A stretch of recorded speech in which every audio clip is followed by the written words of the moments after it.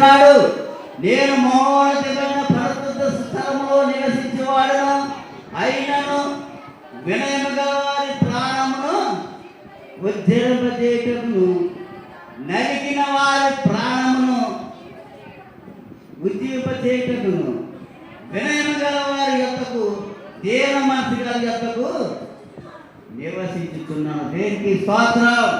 దేవుడు ఎక్కడ నివసిస్తాడంట? ఎవరి దగ్గర నివసిస్తాడంట? వినయము గల వారి యొక్కను, దీన మనసు గల యొక్కను దేవుడు నివసిస్తాడని దేవుడి దినాన్ని వాక్యము మనకి బయలుపడుతూ ఉన్నాడు. ప్రియ దేవుని బిడ్డలారా, ఎందుకంటే మన దేవుడు యెహోవా ఉత్తముడని మనం ఇచ్చినట్టు రుచి చూచి తెలుసుకోవాలి. మన దేవుడు మనం రుచి చూసి మనం తెలుసుకోవాలి. ప్రియ దేవుని బిడ్డలారా, ఎప్పుడైతే మరి దేవుడు ఇక్కడ దావీదు గారు దేవుడి కొరకు ఎలా కనిపెట్టుకున్నాడు, అదేవిధంగా మనం కొరకు, మన ప్రభు కొరకు మనం కనిపెట్టుకోవాలి. ఎందుకంటే మరి ఎన్నిసార్లు మరి దేవుడు మనకు చెప్తున్నాడు గర్జింపడి లోపల హఠాత్తు మరణం అంటున్నాడు. ప్రియా దేవుని బిడ్డలారా, అటువంటి మరణానికి మనం లోనవ్వకుండా మరి దేవుడిచ్చిన ఆశీర్వాదాలు, దేవుడిచ్చిన ఐక్యలు మనం ఎప్పుడైతే మనం గైకొంటామో, దేవుడు ఆ దావీదు గారిని, దానియేలు గారిని ఆశీర్వాదించినట్లే మనందరినీ దేవుడు ఆశీర్వాదించును గాక. ఆమేన్. మన జీవితంలో దేవుని విషయాలు ఎన్నో సమస్యలు వచ్చినప్పటికీ మరి దేవుడు చక్కటి వాగ్దానం చేస్తూ ఉన్నాడు మనకి. వినయము గల వారి ప్రాణము నరిగిన వారి ప్రాణం వృద్ధింపజేయటకు, వినయము గల వారి యొక్కకు, దేవమంతల యొక్కకు నివసించిన అన్నాడు. ఎందుకంటే ఆయన మహాబలుడు మన దేవుడు, ఆయన మహోన్నతుడు, నిత్య నివాసిన దేవుడు మన దేవుడు. ఎందుకంటే దేన దశలో ఉన్న వారిని జ్ఞాపకం చేసుకుని వారు రక్షించి హెచ్చించి నడిపించే దేవుడు మనకు ఉన్నాడని తెలుసుకోండి ప్రియ దేవుని బిడ్డలారా. ఎందుకంటే మనం ప్రతి దానికి కూడా మనము చేసే అన్ని చేస్తూ ఉన్నాం, కానీ దేవుడికి అంటే ఉన్నాడు. మనుషులతో చెలగాటలు ఆడొచ్చాను, దేవుడితో మాత్రం చెలగాటాలు ఆడొచ్చాను. దేవుడితో చెలగాటలు ఆడితే ఆయన కోపము, ఆయన ఉగ్రతను ఎవరు తప్పించుకోలేరు. ఆయన కోపాన్ని ఉగ్రతను కూడా ఎవరు తప్పించుకోలేరు. ఆయన ఎంత మంచివాడో అంత భయంకరమైన ఆయన దగ్గర ఉంది. కోపము ఉన్నది, మంచితనము కూడా ఉంది. కోపం ఎందుకు ఉంటుంది? దేవుడి మాట వినబడిన వాళ్ళందరూ నాశనం చేయడానికి దేవుడికి కోపం పుట్టించకూడదు. మనం ఆయన అందుకుని అంటూ ఉన్నాడు, వినగలరా ఆయన ఎప్పుడు కూడా నేను చేస్తాను. దేవుడి బిడ్డలారా, మరి అందరూ లేచినట్టయితే మనం సందా పాట పాడుకుందామండి. సందా పాట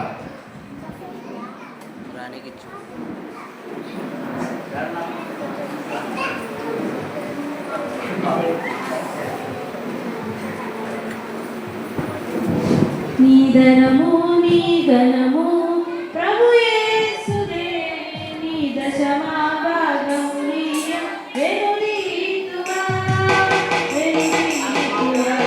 నీ ధనము నీ ఘనము ప్రభు యేసుదే, నీ దశమా భాగము వెనుదీతువా. దయయందు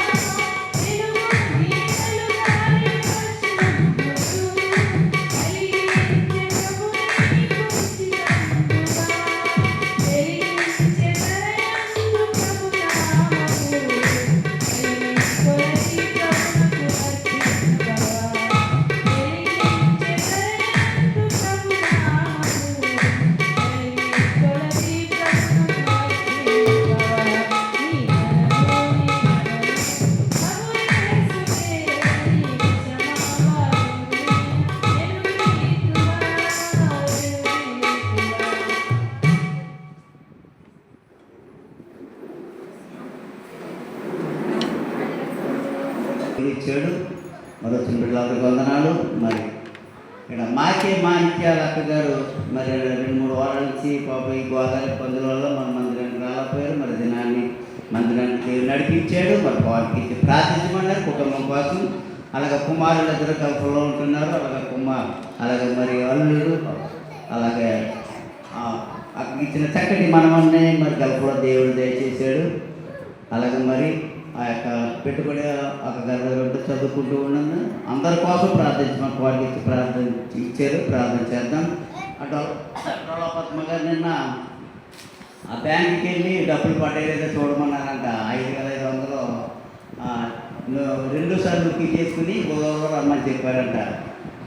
ఆ బుధవారం మరి ఇచ్చేలాగా వాడు మనసు మారి డబ్బులు ఇచ్చేలాగా మనం ప్రార్థన చేద్దాం.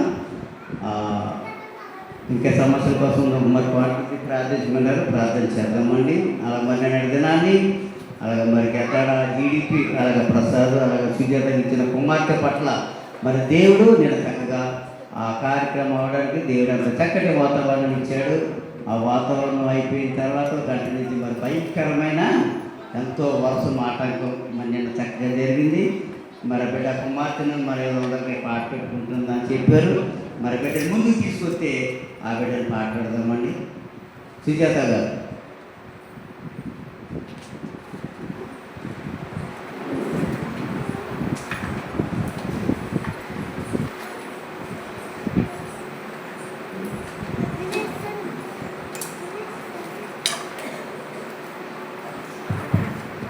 ఆ దేవుడి కృపను బట్టి మరి నేను దినాన్ని చక్కటి వాతావరణం దేవుడు ఇచ్చాడు. చక్కగా దగ్గర కూడా మరి ఆ కార్యక్రమం చక్కగా జరిగింది. మరి అలాగే సంఘము అలాగే అనేక మంది బంధువులు వచ్చి ఆ కార్యక్రమాన్ని మరి చక్కగా మరి నడిపించడం జరిగింది.